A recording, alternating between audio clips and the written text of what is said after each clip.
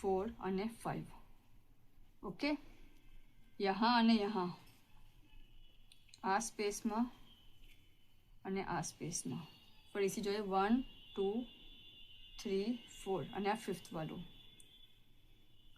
અને यहाँ भी 1 2 3 4 અને આ 5. ઓકે, ને વચમાં 4 4 સ્ટિચીસ છે બેમાં, જો 1 2 3 અને 4. હવે આપણે સ્ટિચ માર્કર લગાવી દઈશું.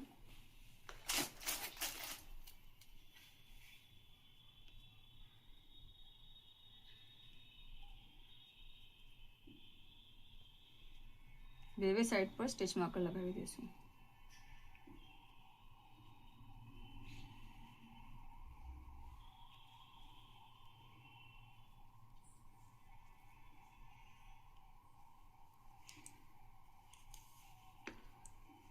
અને यहाँ भी सेम वे.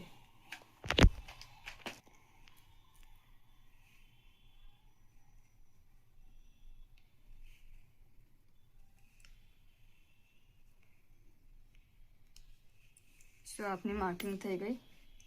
ઓકે, હવે આપણે સ્ટાર્ટ કરશું આપણો નેક્સ્ટ રાઉન્ડ. આ રાઉન્ડની બી આપણે માર્કિંગ રાખશું. હવે ન્યૂ રાઉન્ડ સ્ટાર્ટ કરીએ.